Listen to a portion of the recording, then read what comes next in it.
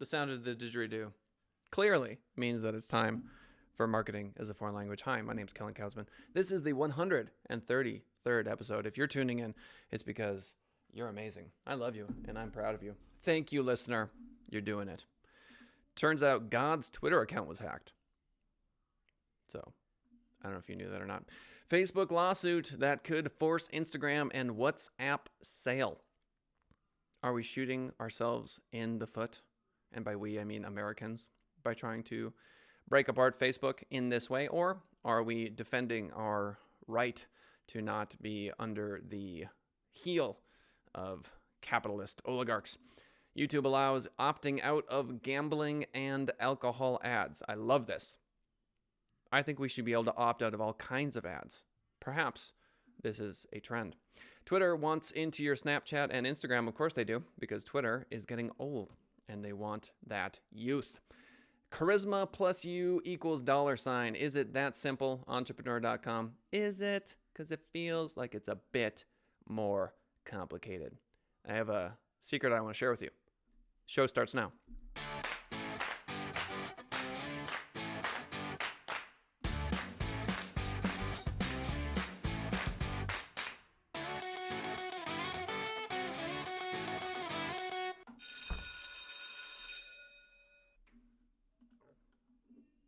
That's her secret, of course, is that green tea is good for you.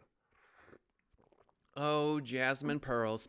So, MSN.com, God's Twitter account has been hacked. Let it be known to all the archangels that they need to get on this. The popular Twitter account at the Tweet of God, according to MSN.com, run by comedy writer David Javerbaum, appeared to have been hacked Wednesday night. A barrage of tweets, including "God is a myth" and many unpublishable vulgarities, were posted minute after minute on the platform.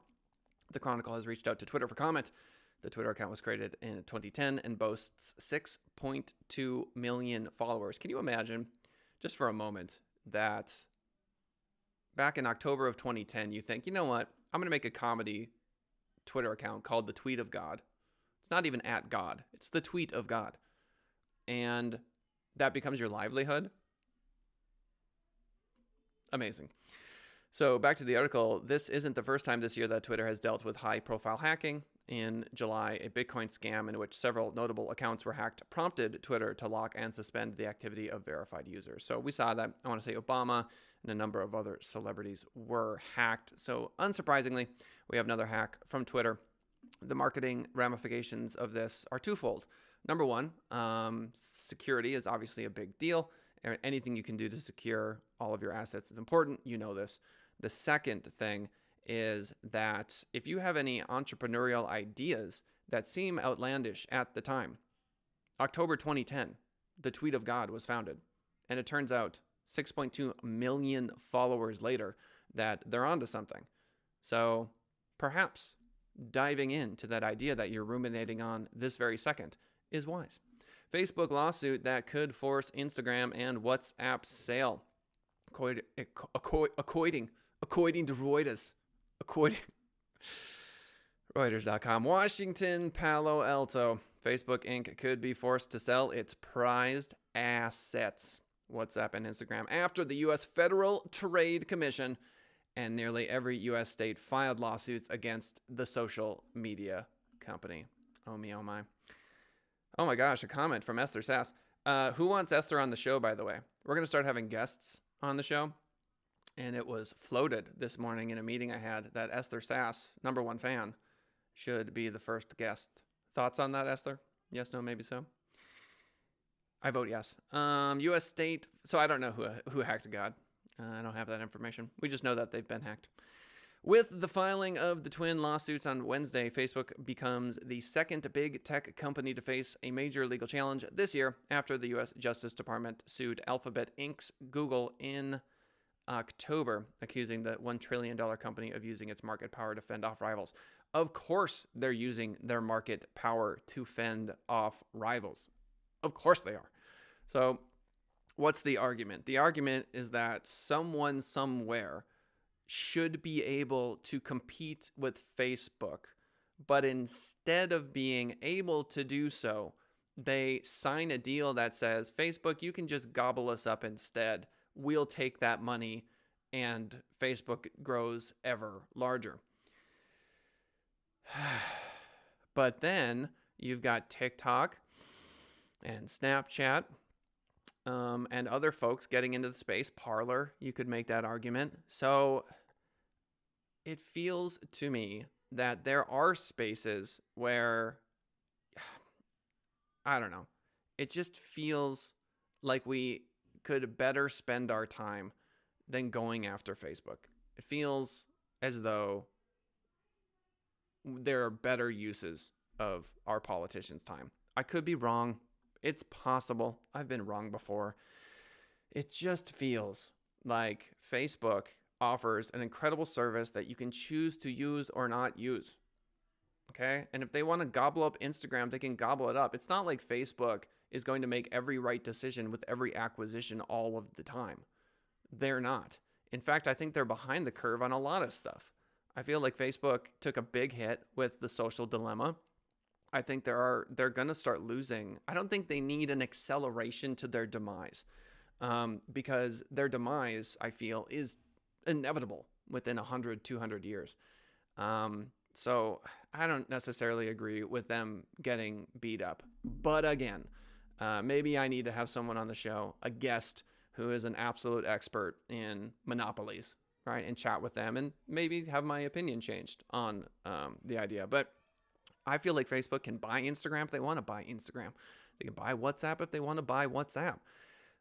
Just because all of these websites have a ton of users today does not mean that they're going to be this popular in the future. Think MySpace. Google.com, the search engine as it currently stands, is going to have fierce competition from emerging technologies.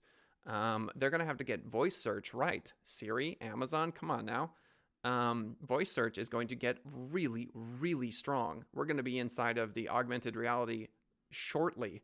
And so how does Google compete with that when you're wearing a headset for your job, right? When this ridiculous screen that we have in front of us is no longer a thing. You're just wearing glasses and you're doing work while walking down the sidewalk. You know what I mean? Like you're drafting emails, you're receiving phone calls, you're doing all of that basically mobile anywhere you want. It seems outlandish, it seems far-fetched, but where we live today in this technological atmosphere is outlandish and far-fetched. It's crazy that you can just go, like, I cannot believe my children, like, world they live in, when we can just go to Amazon and instantly get the thing. You know what I mean? It like the 2-day time period delay is nothing. It's no amount of time. Don't have to leave the house. It's crazy. Like, hey, do you want to buy a scooter? And the other thing that Amazon doesn't get enough love for, I feel, is that they've basically taken every store ever. Oh, thank you. We got Paul. Hey, Paul's on the show. Shout out to Paul of many names. I want to pull up, Paul, do me a favor and type in the Foundlings URL. So coming to us from LinkedIn, we've got Paul of many names. I met Paul at the skate park the other day. His daughter is very talented, an incredible skater, and he's got a story that will blow your mind. He's a public speaker, he's a drummer, he's an author, and I'm not going to do the story justice by even trying to get anywhere close to it. I've only heard it the one time from his daughter. But basically, there was a crazy switcheroo on top of a switcheroo on top of a switcheroo when he was born, and he ended up with legitimately, I want to say 3 names because of all of these crazy, like, we thought you were this kid, but you weren't, and then got swapped over here. He's a public speaker, and you got to check him out. So anyway, Paul of many names, leave that, what the URL, Foundlings URL or whatever. Type it in chat so people can see it. And when you type it, I'll say it so they can go there. Anyway, welcome. So the question is, would they censor those apps as well? Not sure. I might need some more clarification on that. So my general takeaway is that anecdotally, when it comes to Facebook censorship in particular, it's a case-by-case basis. So Facebook censors I'm trying to remember what the exact number is, but it's a ludicrous number of posts already. So they censor a ton of content, and they're doing their best, but again, they end up failing a lot of the time. So foundlingpaul.com, check it out. Link in the in chat. If you're listening to us on the Spotify or iTunes, it's FOUND, Foundling, FOUNDLINGPAUL.com. Oh, nice. Emma's chilling too. Hey, Emma, I'll be at the skate park a bit later today. So anyway, yeah, check out foundlingpaul.com. If you want to be a guest, Paul, let me know. I'm starting to have guests on the show. Again, 10:30 a.m. Pacific Standard Time every single day. Here we are, chilling. So we should have Paul as a guest for sure. Moving right along, YouTube allowing opting out of gambling and alcohol ads. This to me is the evolution that everything should go. So I love that YouTube Premium now offers the ability to see no ads at all. I think that has a ton of legs. I've criticized Twitter for their idea of a subscription because it seems like a terrible idea, but the number of ads in tweets has gone up so much. People are so sick of the ads on Twitter that I could see a subscription model in Twitter where they say no more ads and people will pay for that. So YouTube allowing opting out of gambling and alcohol ads to me is just wise. It's a good move. It's a smart move. This from theguardian.com. YouTube users will be able to opt out of most gambling and alcohol adverts. This is coming from England. If they don't want to see them, using tools set to be rolled out by Google in the UK next year. Google told The Guardian that it was responding to feedback from users concerned by the number of ads for alcohol and gambling that they were seeing online, both on YouTube and on third-party websites. So I couldn't agree more with this. I think that YouTubes of the world, they need to be the adults in the room. They need to make good decisions for their users. Twitter wants into your Snapchat and Instagram. As we've covered previously, Twitter demographic is older, Snapchat and Instagram is younger. Twitter wants into the Snapchat world. This from fastcompany.com. In 2013, Snapchat unveiled a feature that let you string together images and videos into a diary-like sequence about your day, with everything automatically disappearing after 24 hours. It's called Stories. Okay, now everybody's doing stories, even like not to Google Maps levels. Like Google Maps now has a feed like Facebook, like a wall you can check out. But they're all basically mimicking each other. So Twitter introduced its own take on stories. This again from the article. Fleeting tweets called fleets last month. Now it's making it easier to share tweets inside stories on other platforms. So Twitter obviously has an incentive to grow into Snapchat and Instagram. For you, for the entrepreneur and marketer, this is interesting because you can now use Twitter as your portal into Snapchat and Instagram. If you're a Twitter user and you're uncomfortable with Snapchat or Instagram, or you simply haven't gone down that path before, now you may simply be able to use Twitter as a crutch to get into Snapchat and Instagram. And why not if it's that easy as simply pushing it forward? So Twitter's feature, according to the article, is starting out inside its iOS app, so it sounds like you need iOS, and works with Snapchat's stories. Android support is coming. So this is cutting edge stuff. So it only works on iOS. If you have an Android, unfortunately, it's not supported yet. You can share your own tweets or somebody else's through the Twitter app's existing share feature. So cutting edge stuff. And then last but not least, entrepreneur.com. We have an article that's all about charisma. And before even reading the article, I'm going to take the leap and say that search engine optimization, marketing, advertising, as it stands in 2020, unfortunately for many folks that find themselves to be, introverted. This just sucks.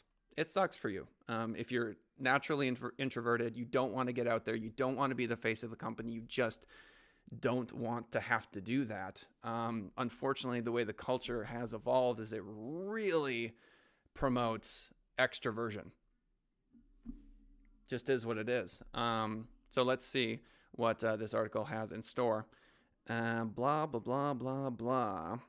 So why entrepreneurs need charisma. Anyone can come up with an innovative idea for a business. According to the article, to succeed, entrepreneurs also need to convince people to get excited about the vision. This is true. Think about the most successful people in your industry. Successful entrepreneurs don't do the work solo. They build teams that work hard because they believe in what they're doing. We get it. As one corporate coach explains, quote, as an entrepreneur and leader, one needs manpower, and these people take care of your business when it comes to keeping your customers satisfied and happy with products and services. Blah, blah, blah. So some of these articles are just terrible.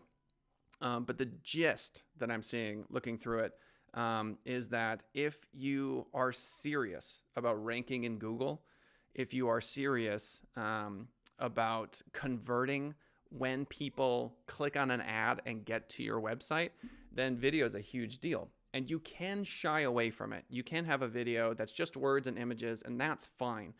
But more and more, I would argue that having someone willing to put their face to a brand, what I'm doing right now, just works. And it works now more than ever because our reach is so incredible. And don't forget that every word you say in YouTube, this is broadcasting on YouTube Live. Paul's coming to us from LinkedIn Live, Facebook Live, that whole deal. But every word spoken onto a YouTube video auto captions. This is additional content. If you know anything about ranking in Google, you understand that that's a big deal. Okay, so a couple pieces of information about the show, and then we'll summarize for the day.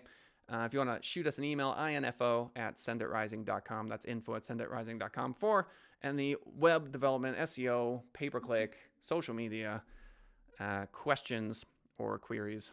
Those are synonyms, by the way. You can give us a ring, 702-263-0141, or join us for the live show, 10:30 a.m. Pacific Standard Time, every Monday through Friday. If you want to check us out on the podcast, available on Spotify and iTunes. So, to summarize, Twitter is kind of a hot mess. They get hacked a lot, and it is unsurprising because they are such a big target. The number of hacks are on the rise. Our incredible web development director, Todd Farino, has mentioned that given the pandemic, there are a lot of people that are looking into hacking who previously weren't, and the hackers that were out there have more incentive to get in there and, do ransomware and all this other garbage. Facebook lawsuit that could force Instagram and WhatsApp sale. I'm not a big fan of breaking up Facebook. I want an expert to come in, an anti-monopoly expert, to educate me on this, because my gut is telling me that we're just shooting ourselves in the foot. It is difficult to manage a site as big as Facebook. And let's not forget, Facebook is a pretty incredible product and service. I understand that the social dilemma has shown us all that they are very intrusive when it comes to our data, but ultimately we decide what we put on the platform. We make that choice. My friends and I went from using Facebook Messenger to Signal. Signal is a much more private messenger service. So there are aspects of Facebook that I don't agree with. Facebook itself does take a look at the messenger conversations and uses that as additional information. They've got all that data stored. Esther Esas writes, it's retribution for taking down fake news Trump ads. It's retribution for taking down fake news Trump ads. Oh, maybe I don't understand that. This is why I need you on the show, Esther, so we can talk through this stuff. YouTube allows opting out of gambling and alcohol ads. This is a big deal. I think it's very important that countries have autonomy and they can make choices. So in England, if they don't want people seeing gambling and alcohol ads and they want to opt out, I love it. Fantastic. I'm for it. Twitter wants into your Snapchat and Instagram. Of course they do. Those are the demographics that they want. And finally, charisma is a big deal. You get it. So breaking up Facebook, Esther writes, it's retribution for taking down fake news Trump ads. Breaking up Facebook is retribution for taking down fake news Trump ads. Oh, I guess my issue, as far as I can tell, I've seen folks on the left and the right calling for Facebook getting taken down. I've seen some bipartisan consensus on it, which is interesting. You usually don't see that. You got folks on the right who are saying the censorship is ridiculous. How dare you? And then on the left, you see they're too big and they've got a monopoly. So we'd have to dive in more, obviously. And perhaps when I have you on the show, Esther, we can talk about that particular topic. Ladies and gentlemen, thank you for swinging by the show today. Shout out to Esther and Paul for chatting. And we will see you hopefully tomorrow, 10:30 a.m. Pacific Standard Time. And that, my friends, is a wrap. Class dismissed.